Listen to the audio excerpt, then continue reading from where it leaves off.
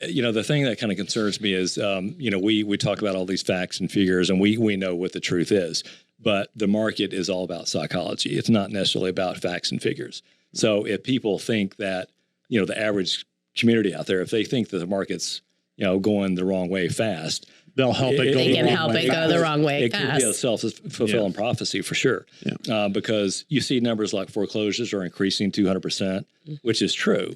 But they're coming off the time where, foreclosures were not allowed. They were zero. During COVID. Right. They were zero. Yeah. So, it's the way media spins things. Yeah, and then 200% of what? 200% of two is extremely low level. Right. Yeah, because if you look at the absolute level of foreclosures today versus 2008, 2009, we're nowhere near that level.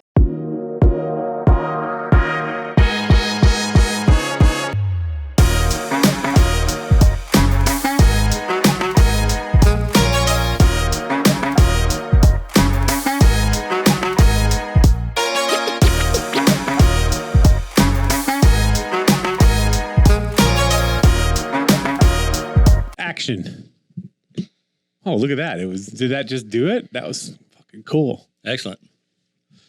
All right, guys. Well, welcome to More Than Mortgage Podcast. Today, we're going to be speaking about State of the market. State of the market. It's kind of like State of the Union, but not really. Yeah. So but much more exciting. So it's kind of cool because Connor, you came to us and your previous background before being a mortgage loan originator, you traded mortgage-backed securities, right? Yeah, I did that in San Francisco for about 15 years. So I had our company managed $26 billion. My portion was about $5 billion, but I was responsible for managing both corporate bonds and mortgage bonds. So quite a bit of experience looking at the market and looking at rates and everything else. That's so kind of like not the only back does end he of have what happens on the back end of mortgages, really. But his secret sauce, beyond all of this knowledge that he has, Connor has this incredible sense of humor as well. I'm going to tell jokes a little bit later. Yeah, he's gonna bring the jokes, and they are outstanding dad jokes. So I think a lot of the buzz going on right now in the marketplace is, we've seen rates come up quite a bit over the past year. A lot. And what does that mean, and how does that translate moving forward?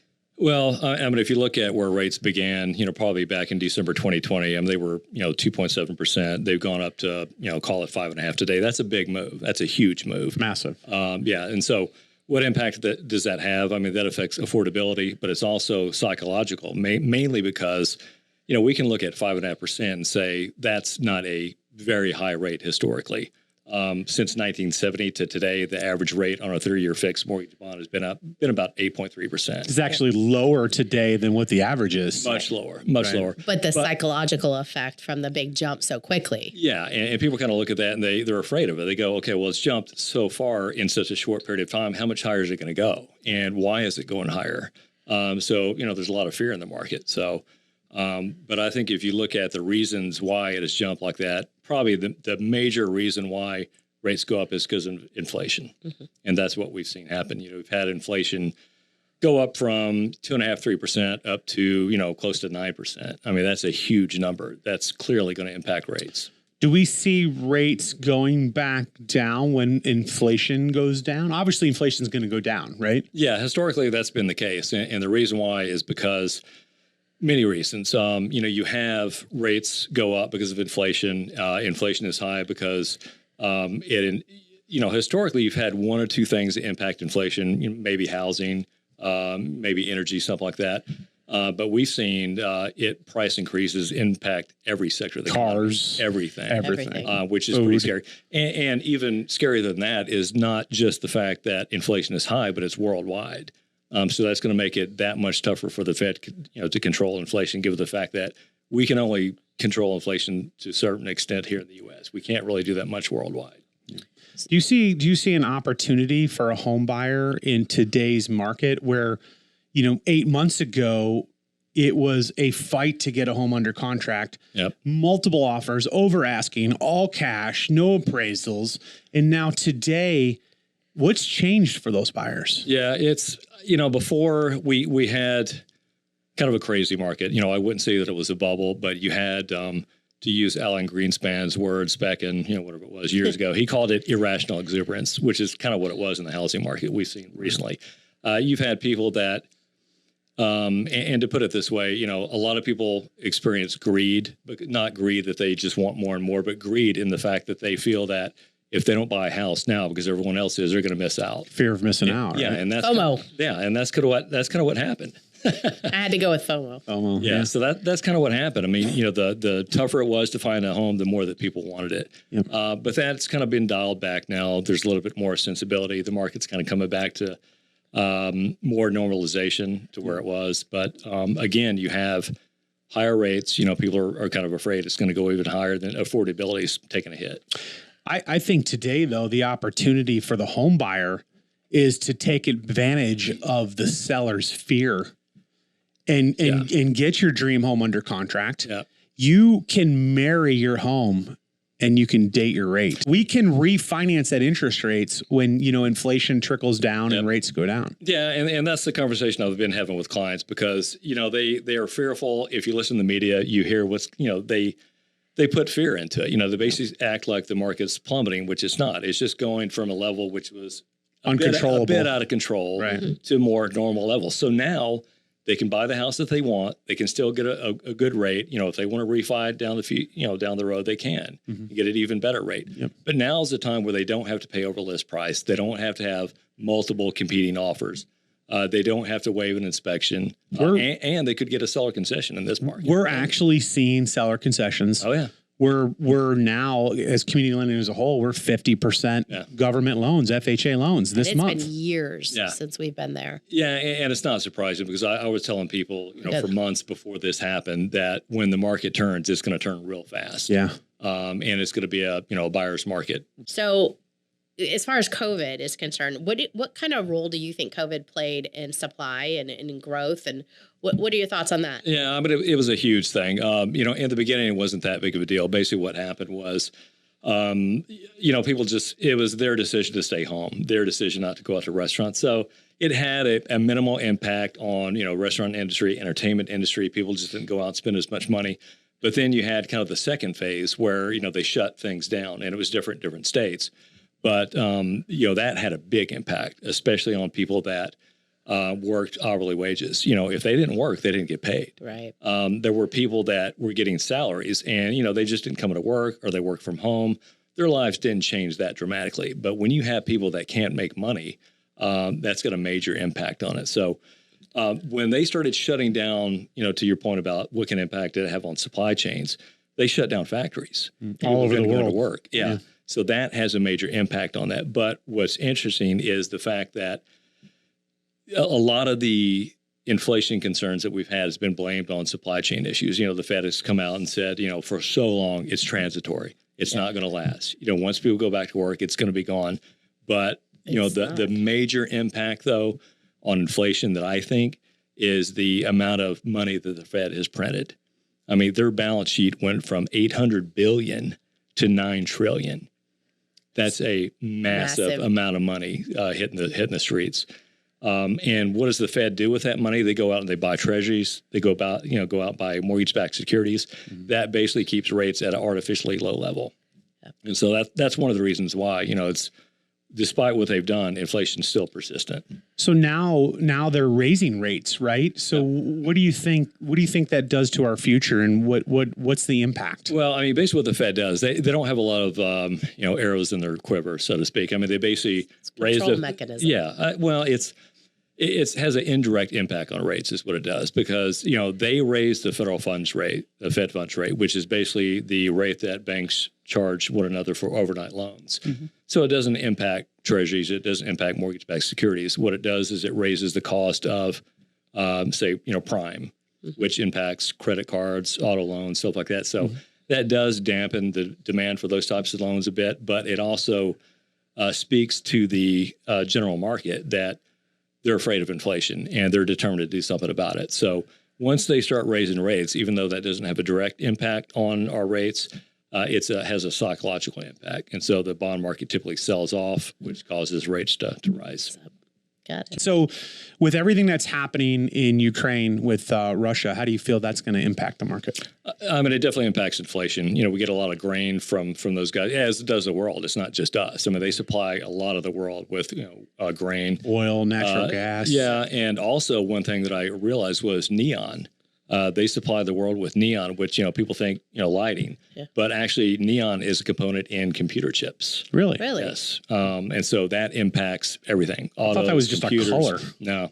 No, it's actually one of the components of making up a computer So is chip. that why there was a Neon shortage? There was a shortage with computer chips for cars at some point here. Yeah, it's one of the reasons. Yep, it definitely is. Plus, the problem is we don't have any high capacity computer chip factories here in the U.S. They're mainly in China and Taiwan. So that's part of the problem too. So when you have, supply shortages, that's going to impact that as well because we have to get that from overseas. Got it. So with some of my borrowers, they fear, we've lived through a market collapse kind of in 2006, 7, 8, 9, 10, whenever that was. But so they fear like, we've lived it once and we're going to live it again. How do you feel about that? And do you think that's possible? Yeah, there's a lot of people that are talking about whether or not this is a bubble, but I don't think we're close to a bubble. The fact of the matter is there's just too much liquidity in the market by what the Fed did, too much money out there keeping rates artificially low, because that was kind of a holdover from what happened in 2008, 2009 with the housing collapse. There was a lot of fear out there that we're going to kind of go back to that. So the Fed kept rates too low for too long, too much money in the system. But, we're not at the point where there's a bubble because we just didn't have enough inventory in the housing market for 14 years. They underbuilt for the longest time ever. So, you look at our current inventory, even though the market slowed down now, we're still, maybe at, 2-3 months worth of inventory, up from, 0.5 maybe. Right. So there's a lot of houses that are coming on the market, but we're nowhere near reaching an equilibrium. Not only that, there's something to be said about the quality of mortgage loans that we have all originated in the last 10 years. We're and the amount of equity, income, right? We're qualifying assets. We are no longer doing no income, no assets. I have a heartbeat and can sign my name loans. Well, the thing is, the thing that kind of concerns me is, we talk about all these facts and figures and we know what the truth is, but the market is all about psychology. It's not necessarily about facts and figures. So if people think that, the average community out there, if they think that the market's, going the wrong way fast, they'll help it go the wrong way fast. It could be a self-fulfilling prophecy for sure. Yeah. Because you see numbers like foreclosures are increasing 200%, which is true.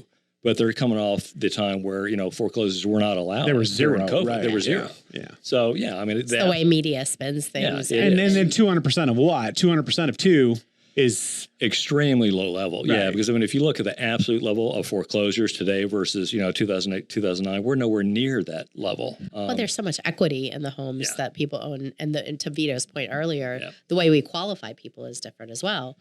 Yeah, so you sell before you foreclose in this market. Yep, exactly. They could just take the money out and go do what they want at that point. Yeah, so it's definitely a much healthier market, and there's been so many regulations put on lenders these days that, we document everything. We have to document income. We have to document their ability to repay. It's such a healthier environment than it was back then. Right. All right. So where are we going next? So we've seen some serious appreciation in the last, many years, right? Some 20 and 30%, right? So, as someone who likes to invest in real estate, what would be your advice, for my future? Do I continue to buy in this market, and what's my return going to look like? Yeah, it's, I think, prices are still going to appreciate. Like I said, we still have very low inventories, but rates are outright still fairly low compared to historical averages. And I think that, while we expect price appreciation to slow, it's still going to appreciate just because we don't have enough homes out there, and demand would have to pretty much collapse. At the same time, we had a ton of houses come onto the market to really cause prices to drop. So the fear that most people have that we're in this bubble and we're going to lose equity overnight really is not founded, right? No, I don't think it is. But you never know what's going to happen in terms of a recession going forward. How deep is it going to be? But given what we're seeing right now, we have strong inflation. People have stopped or slowed down their spending. But there's still a lot of demand out there, which is going to keep the economy going at a pretty decent pace. So I don't think there's any talk or fear at this point that the economy is going to collapse or that we're going into a deep recession. So given that, housing should stay, relatively strong. So what would be a sign for me that we're in a bubble? What should I look out for? There's so many different definitions of bubble, but I would say just we were close to it with the way people were buying houses in this last market. But just when you have excess speculation, when people really aren't looking to buy a house to have a home, most people were in this market. They were just paying up over list for it. Yeah. And then they were doing things like waiving inspections. But when you have people not only want to buy a home, but they want to buy multiple investment properties, just speculative properties, and they don't really care what the price is. And they borrow money, like highly leveraged money with hard money loans with very high interest rates because they feel that it doesn't matter. They can't lose, right? They can't lose. Yeah, it's not going to go down. That's where it gets really dangerous. Okay. I think even when people, last 8 months, they were buying primary residence and second homes. These weren't these people wanted to live in them, right? Yep. Yeah, I mean, we did have some investors that came in the market, but I don't think it was speculation by any means, kind of like we saw in earlier real estate markets. So in terms of the market over the last, say, 30, 60 days, we've seen maybe some small declines. What do you think's driving that? And what characteristics of the market do you feel like have been altered? I think it's, affordability is probably number one. People are kind of looking at what, when they started looking at homes maybe 6 months, a year ago, and prices have gone up, rates have gone up. That combination has definitely made it more expensive for sure. But I think along the lines with that being a major problem, I think it's also just fear, because their fear of, buying at the high, they're having fear of, they buy it, then 2 months later it collapses. But that's kind of what the media does, is they drive fear, either on purpose or, lack of knowledge. They just don't understand the numbers that are being put out there. Ratings. Right. I mean, ratings. They're looking for ratings, right? Yeah. Yep. I was watching, just total side subject, I was watching a documentary on Fox Nation about the year of the shark. Has anyone ever watched that? I don't think so. And it was a slow news year. And so they started to highlight shark attacks. And it drove this complete frantic, panic amongst people. When you look at the stats of, coconuts kill more people a year than sharks do. Yeah. But in 2001, go look at it. Coconuts, by the way, do kill more people than sharks do. But the fear it's massive that the media, circulates is insane. And so what's the topic of the day? And in 2001, it was sharks. Yeah. So I think that's something to consider when you're looking at these markets, listening to the news. It is a good time to buy. Yeah. And I think we need to really, as professionals, get that message out that you don't want to wait. You want to go ahead and start looking at purchasing your first home or your move up home, because I don't think prices are going to go down significantly anytime soon. No, and that's kind of what I talk to clients about is now is the time that you can actually find the house that you actually want. Yeah. Right. There's more inventory. There's less competition. You don't have to pay over list. You can even get a concession. And the sellers are flexible. Yeah. Yep. They want an offer. Yep. It is time. It is time to, if you went on the sidelines because you were discouraged, 8 months ago, it is time now to go find your favorite house. Yep. And make that offer. Yeah. And there's something called, herd mentality, which is a real problem with pretty much everything, is that, most people don't want to go against, what the mainstream is doing. Yeah. If they feel that everyone's getting in the market, they want to get in the market. If they feel like everyone's getting out of the market or staying away from it, they want to stay out of it. But, I just try and tell people, you're making a long-term purchase here of, a place that you're going to live in. It's not purely an investment. You can't think of it just as an investment. You have to look at the benefits it brings your family, the stability it brings your family. Yep. So that herd mentality, don't follow people into the herd. So don't buy Zillow stock when Vito does. No, but Warren Buffett said it, right? Run to it when everyone's running away. Yep. When everyone else is scared, buy. When everyone is happy, sell. Yeah.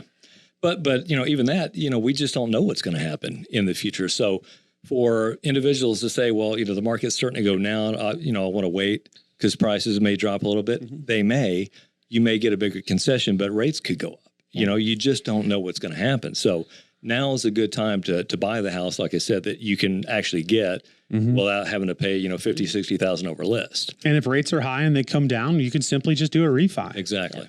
Yep. So big picture, like what do you see for the housing market in the next 12 months? Yeah, I have no idea. No, I'm just kidding. It's tough to say, but my view is that you've got the Fed trying to do everything they can to slow inflation, and even if they don't succeed because they only indirectly impact it, there's no doubt that prices have gone up for everyone. Consumer prices, energy's gone up, gas. Food prices have gone up, housing's gone way up, rents have skyrocketed. So that has a serious impact on the consumer. And all along, and most of the time, inflation is a demand issue. There's too much demand out there, or too many dollars, chasing too few goods. So if you have consumers starting to come back, that's naturally going to slow the economy. Is that going to take 6 months? Is it going to take 12 months? No one really knows, but the fact is it's going to slow consumer demand for sure. When that happens, you're going to have inflation drop. Rates are going to drop after that. As long as we don't have a deep recession, we don't have a lot of volatility in the markets and rates, housing's going to hold up very strong.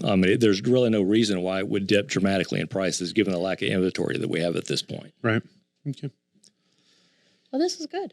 So if obviously we've spent a little bit of time with you, and I'm a watcher out there, and I wanted to contact Connor to learn more about mortgages. Is there a number I can reach out to you at? Yeah, definitely. You can call my cell, 925-872-0399. Okay. And you service the whole state of Florida? Yep, sure do.